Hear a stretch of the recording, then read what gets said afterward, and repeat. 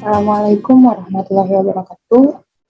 Sebelumnya perkenalkan, nama saya Nur Aulia Zahra. Di sini saya akan menjelaskan tentang tugas saya, yaitu Critical Book Report pada mata kuliah Pendidikan Pancasila oleh Bapak dosen pengampu Bapak Fazli Rahman SPD MPD. Nah, di dalam Critical Book Report ini, saya akan mengulas buku yang berjudul di kursus Filsafat Pancasila Dewasa ini.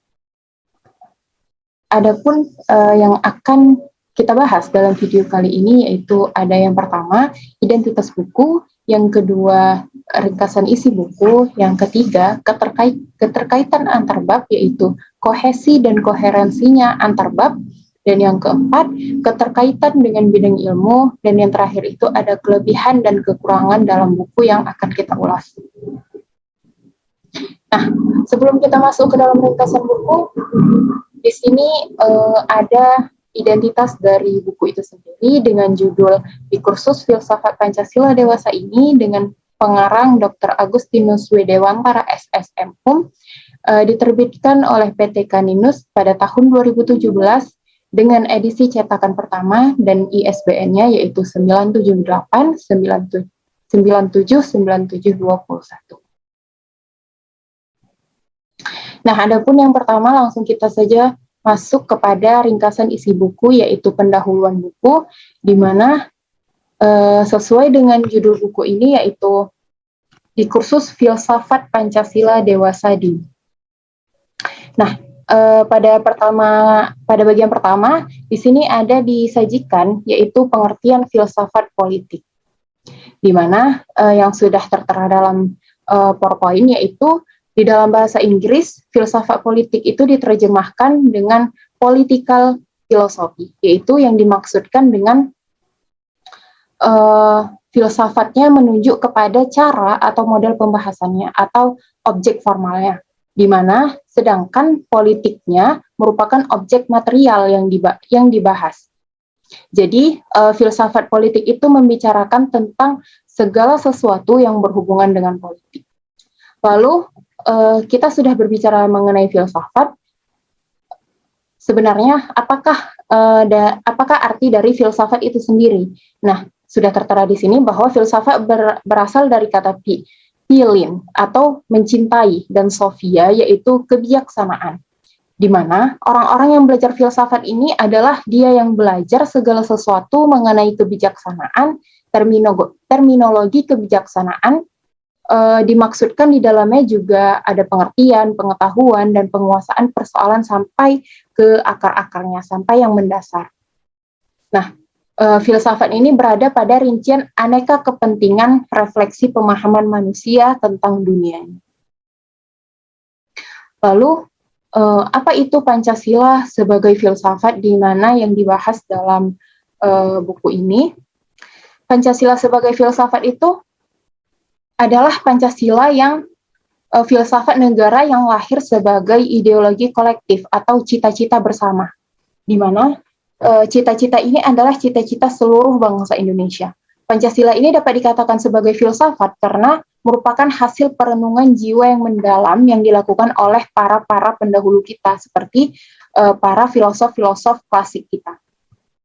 Nah, jika Pancasila ini ingin dipertanggungjawabkan secara logis dan koheren, juga sistematis, maka ada beberapa kaidah yang harus dimuat dalam Pancasila. Yaitu, ada yang pertama secara ontologis, sebagaimana yang tertera dalam PowerPoint, yaitu kajian Pancasila sebagai filsafat dimaksudkan sebagai upaya untuk mengetahui hakikat dasar sila-sila Pancasila. Lalu selanjutnya itu yang kedua, ada kajian epistemologis, yaitu filsafat Pancasila yang dimaksudkan sebagai upaya untuk mencari hakikat Pancasila sebagai suatu sistem pengetahuan. Nah, hal itu dimungkinkan karena epistemologi merupakan bidang filsafat yang membahas hakikat ilmu pengetahuan atau tentang ilmu. Lalu yang ketiga, yang terakhir itu ada kajian aksiologis, di mana kajian aksiologis ini adalah filsafat Pancasila pada hakikatnya yang membahas tentang nilai-nilai praksis, atau manfaat suatu pengetahuan mengenai Pancasila. Bab selanjutnya yang akan dibahas di sini adalah asal-usul negara Indonesia yang berpancasila. Di dalam bab ini akan dibahas asal-usul negara, yaitu natural ataupun konvensional. Apa itu natural dan apa itu konvensional? Nah, natural itu dalam bahasa sehari-hari mengartikan alam. Jadi arti ini tidak menyimpang meskipun yang belum sepenuhnya tepat dalam konteks filsafat. Di mana alam di sini bukan yang berarti seperti gunung ataupun tebing, laut atau sawah dan sebagainya. Jadi apa yang natural di sini menunjuk kepada apa yang alamiah. Apa yang alamiah yaitu yang orisinil ataupun dia masih original, universal dan otentik. Nah, dalam tema natural konvensional ini yang dikedepankan adalah nilai-nilai otentitasnya. Sedangkan di masa sekarang yang ditonjolkan itu adalah efektivitas dan efisiensinya. Yang pastinya kedua hal ini, baik itu natural dan konvensional, sangat penting untuk menduduki posisi utama dalam penjelajahan filsafat politik. Lalu selanjutnya yang dibahas dalam bab ini yaitu apa natura negara Indonesia. Jadi berangkat dari pemahaman fundamental mengenai apakah negara natura Indonesia itu. Nah, persoalan tentang Indonesia sebagai negara baru yang akan dibentuk adalah persoalan tentang siapakah manusia Indonesia. Nah, baik Soekarno ataupun Supomo menggagas bahwa karakter manusia Indonesia adalah manusia yang bergotong royong, yang memiliki kekeluargaan, yang memiliki kekerabatan, yang mempunyai religius, dan lain sebagainya. Prinsip-prinsip pendiri negara Indonesia harus mencakup sekaligus elemen-elemen karakter tersebut, yaitu seperti yang gotong royong tadi, kekeluargaan, dan kekerabatan. Nah, beberapa penjelasan itu juga digunakan oleh beberapa filosof, baik klasik maupun modern dalam menjelaskan apa itu negara. Misalnya di sini ada Plato, yaitu salah satu filosof klasik, dia menjelaskan bahwa struktur negara dengan struktur manusia. Dari pengertian kodrat manusia diturunkanlah segenap ide dan gagasan filosof mengenai negara. Plato juga mengatakan bahwa susunan suatu negara menemukan padanannya dengan bagian-bagian jiwa manusia, yaitu ada bagian berpikir, ada roh ataupun semangat, dan appetitive part. Nah, setelah kita membahas apa itu negara, selanjutnya pada bab ini juga membahas gotong royong sebagai saripati Pancasila, di mana tadi dijelaskan bahwa di suatu negara itu unsur utamanya adalah manusia yang bergotong royong, yang memiliki kekerabatan. Maka di sini selanjutnya baru dibahas gotong royong sebagai saripati Pancasila. Yang pertama itu ada realitas gotong royong dewasa ini, di mana suatu bangsa memiliki nilai-nilai tertentu sebagai ciri khasnya. Gotong royong secara historis merupakan budaya asli Indonesia yang telah dipraktikkan oleh leluhur bangsa dimulai dari zaman kerajaan, zaman penjajahan, merebut kemerdekaan, dan zaman awal kemerdekaan. Nah, baru muncul pertanyaan-pertanyaan yang sesuai dengan kejadian masyarakat di zaman sekarang, yaitu ada beberapa pertanyaan, salah satunya bagaimana realitas penghayatan nilai gotong royong pada zaman sekarang atau pada saat dewasa ini. Jika dahulu di berbagai tempat, terutama di daerah perdesaan itu, nilai gotong royong amat dijunjung tinggi. Apakah hal-hal tersebut masih terjadi pada saat zaman sekarang? Karena zaman sekarang yang seperti kita ketahui, zaman saat ini itu sudah maraknya globalisasi. Di mana Abdurrahman mengatakan bahwa pada saat ini nilai untuk mengutamakan kepentingan masyarakat dan negara dalam semangat gotong royong serta kebersamaan diletakkan di tempat yang jauh lebih rendah daripada kepentingan individual dan golongan. Menurut Rahmadi juga dalam beberapa penelitiannya, dia menemukan bahwa pada saat ini nilai gotong royong yang pernah didengungkan oleh Soekarno mulai memudar di daerah perkotaan, tetapi secara kasuistik masih ada di wilayah-wilayah pedesaan. Ada gotong royong menurut Muhammad Hatta. Nah, dia berpendapat bahwa gotong royong sebagai nilai asli Indonesia dalam hal ekonomi kini bercampur dengan sistem ekonomi lainnya.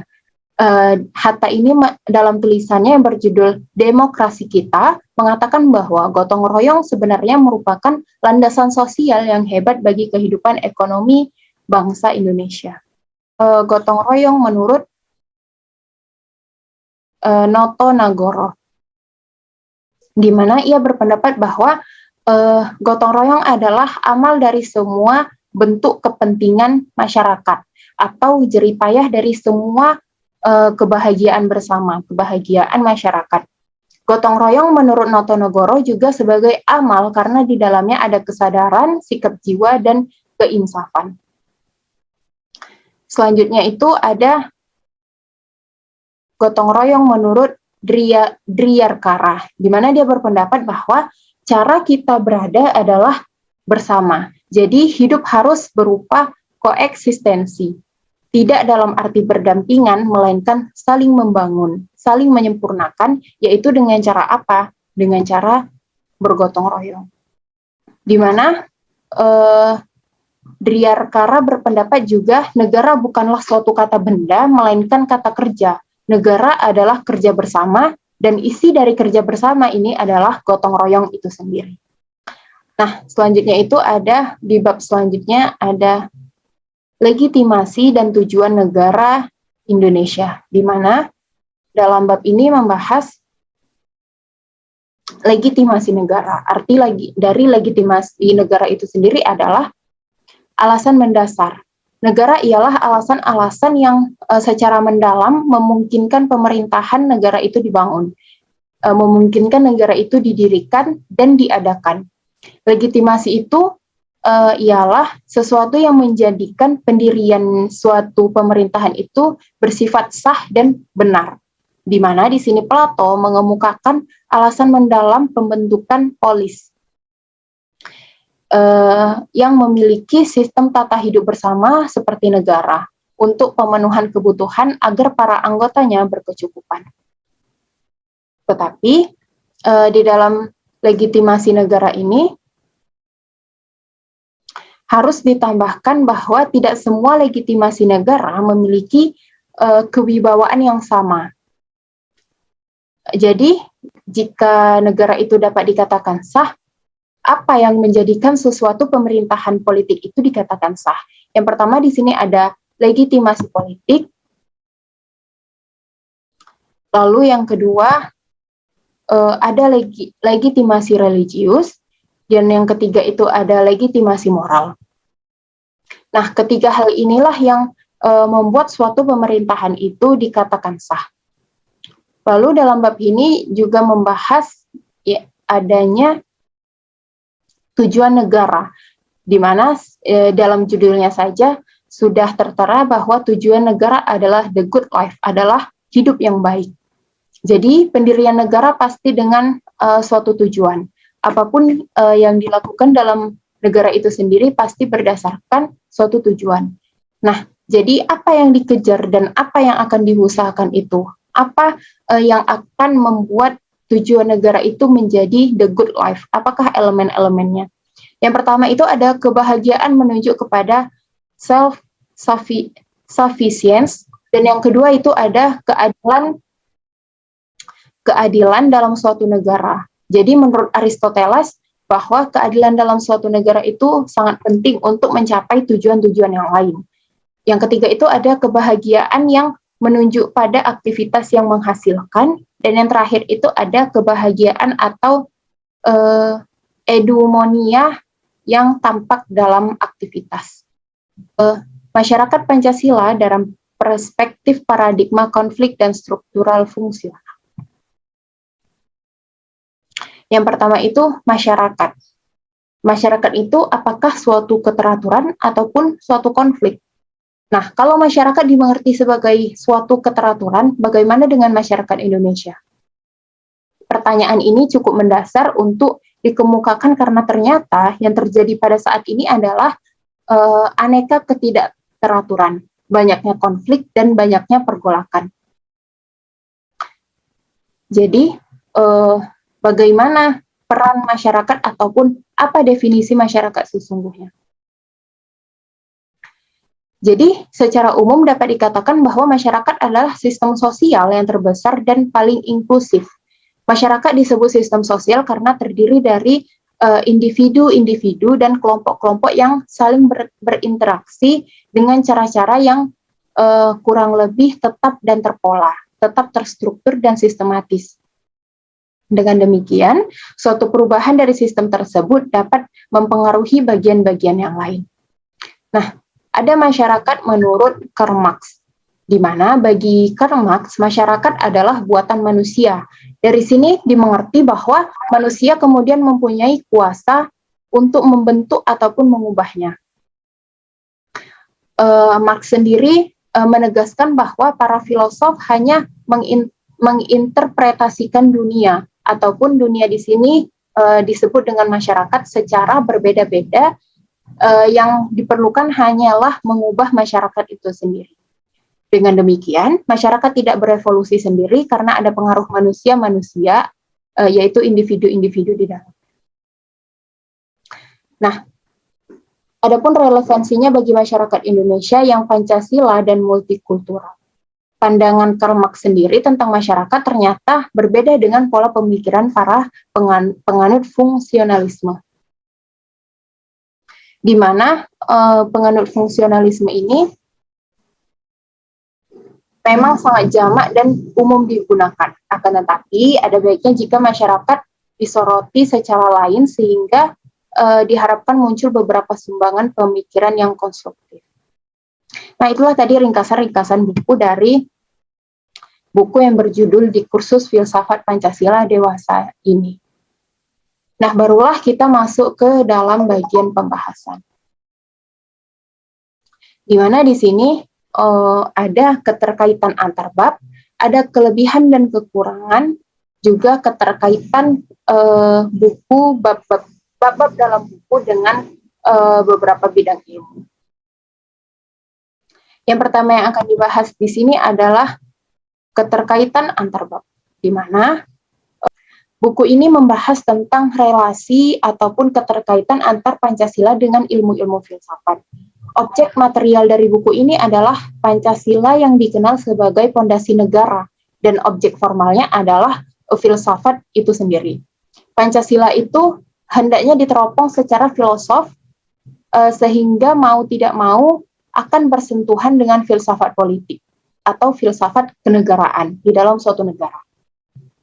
Juga penjelajahan di kursus ini memakai metode historis, hermeneutis, dan konstekstual. Artinya, metode membaca langsung oleh sumber para filosof, pendiri negara dan filosof-filosof klasik yang menjadi alat untuk mengkonstekstualkan Pancasila dalam kehidupan pada saat ini atau hidup dewasa ini.